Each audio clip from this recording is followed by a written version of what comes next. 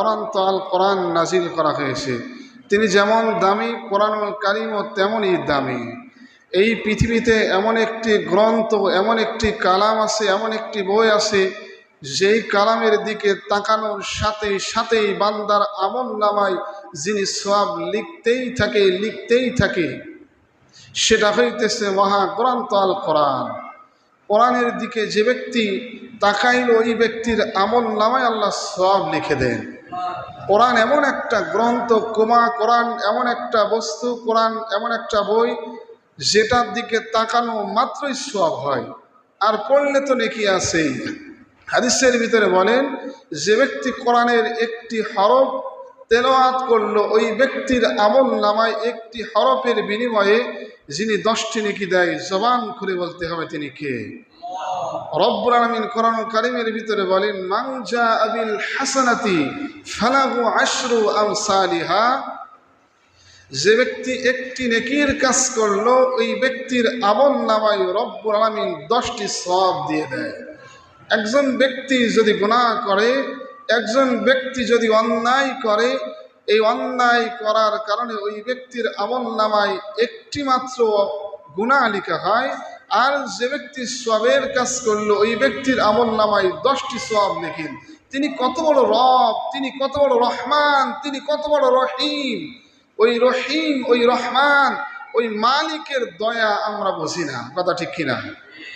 ওই মালিকের দয়া যদি মানুষ বুঝতো, তাহলে মালিকের ইবাদত ছেড়ে দিয়ে দুনিয়ার ভিতরে মগ্ন থাকতে পারত না। মালিকের রহমানের দয়া যদি মানুষ বুঝতো, তাহলে অন্যায় পথে ধাবিত হইত না। মালিকের দয়া যদি মানুষ বুঝতো, তাহলে গুনার কাজের ভিতরে পা বাড়াইত না। এজন্য যারা মালিকের রহমান, যারা মালিকের দয়ায় কাল কিয়ামতের ময়দানে জান্নাতি হইতে পারবে, জান্নাতের সার্টিফিকেট পেয়ে যাবে, ওই জান্নাতের ভিতরে রব্বুল আলামিন একটি প্যান্ডেল সাজাইবে। এই জান্নাতের প্যান্ডেল কত দামি হবে, আল্লাহর কাছে কত সুন্দর এই প্যান্ডেলটা, আল্লাহ কত প্রিয়, কত সুন্দরভাবে প্যান্ডেলটা সাজাবে। এই প্যান্ডেলের ভিতরে যারা শ্রোতা থাকবে, এই শ্রোতাদের জন্য রব্বুল আলামিন একটি চেয়ারের ব্যবস্থা করবে। দুনিয়ার প্যান্ডেলে, দুনিয়ার মাহফিলে গেলে নিচে পাটি পেড়ে দেয় অথবা কাগজ বিছিয়ে দেয়, এই কাগজের ভিতরে অথবা পাটির ভিতরে বসতে হয়। আর যারা জান্নাতের শ্রোতা হবে, জান্নাতের মেহমান হবে, এই মেহমানদের জন্য আল্লাহ একটি চেয়ারের ব্যবস্থা করবে। এই চেয়ারের একটি পায়ার এত মূল্য, একটি চেয়ারের পায়ার এত দাম, দুনিয়ার যা কিছু আছে সব কিছু বিক্রি করলে, বেচলেও ওই একটি চেয়ারের পায়ার দামও হবে না। সুবহানাল্লাহ বললেন না? তাহলে একটি চেয়ারের কত দাম!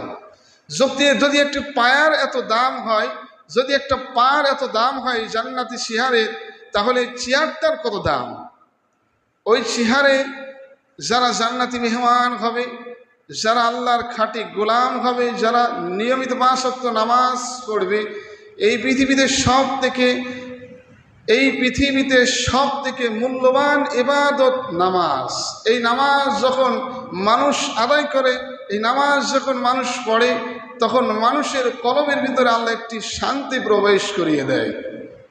যেমন জান্নাতি মানুষগুলো যখন চেয়ারে বসে থাকবে, আল্লাহ তাআলা জান্নাতের নিচ থেকে একটি বাতাস বাহির করবে। এই বাতাসটা আসার সাথে সাথে মানুষের কলিজাগুলো শীতল হয়ে যাবে। এই জান্নাতি বাতাস পাওয়ার পরে মানুষের অন্তরগুলো ঠান্ডা হয়ে যাবে।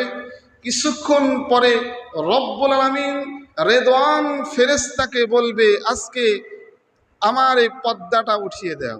রেদওয়ান ফেরেশতা তখন রব্বুল আলামিনের যে পর্দা আছে, এই পর্দাটা উঠিয়ে দেবে।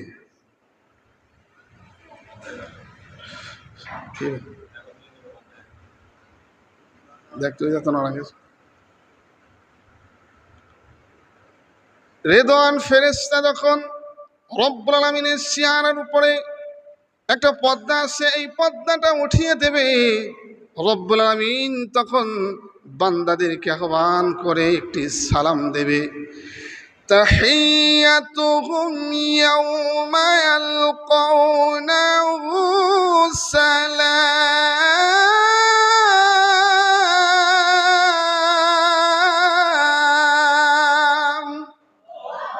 রব্বুল আলামিন যখন জান্নাতি বান্দাদেরকে দেখে সালাম দিবে, এই সালামটা পাওয়ার সাথে সাথেই বান্দাদের মনটা শীতল হয়ে যাবে। কাল কিয়ামতের ময়দানে সব থেকে মূল্যবান কাজ, সব থেকে দামি কাজ হবে মালিকের দিদার যখন বান্দারা পেয়ে যাবে, ওই বান্দাগুলো এত খুশি হবে, এত খুশি হবে। রব্বুল আলামিন বলেন, মান খাশিয়ার রহমান বিল গায়বি ওয়া জাআ বিকলবিন মুনীব উদখুলুহা বিসালাম। রব্বুল আলামিন বান্দাদেরকে বলবে, দুনিয়াতে থাকতে তোমরা আমাকে না দেখে বিশ্বাস করে ঈমানের সহিত নামাজ পড়েছিলে, ইবাদত করেছিলে, আমার বন্দেগী করেছিলে, আমার গোলামি করেছিলে, আমার দাসত্ব করেছিলে। আজকে আমি রব্বুল আলামিন সরাসরি তোমাদের সাথে দেখা করব। রব্বুল আলামিনের চেহারাখানি দেখার সাথে সাথেই বান্দাগুলো একটি নজর তাকিয়ে থাকবে, আর কোনোদিন রব্বুল আলামিনের চেহারা থেকে, ওই দৃষ্টি থেকে তাদের চেহারা, তাদের দৃষ্টি আর নামাইতে চাবে না। বলুন আল্লাহু আকবার। রব্বুল আলামিন ডেকে ডেকে বলবে, আজকের এই সুন্দর আয়োজনে, আজকের এই সুন্দর মাহফিলে, দামি মাহফিলে, আজকে তোমাদের সামনে কোরআনুল কারীম থেকে তোমাদেরকে তেলাওয়াত শোনাবে দাউদ আলাইহিস সালাতু ওয়াস সালাম। দাউদ নবীর কণ্ঠের ভিতরে আল্লাহ এত জাদু দিয়েছিল, দাউদ নবীর কণ্ঠের ভিতরে আল্লাহ এত আকর্ষণ দিয়েছিল। দাউদ নবী যখন জাবুর তেলাওয়াত শুরু করত, জাবুর যখন তেলাওয়াত করত, আকাশের উড়ন্ত পাখিগুলো তাদের উড়া বাদ দিয়ে তার তেলাওয়াত শোনার জন্য পাগল পারা হয়ে যেত। দাউদ নবীর কণ্ঠের ভিতরে আল্লাহ এত জাদু দিয়েছিল, দাউদ নবীর কণ্ঠের ভিতরে আল্লাহ এত মধু দিয়েছিল।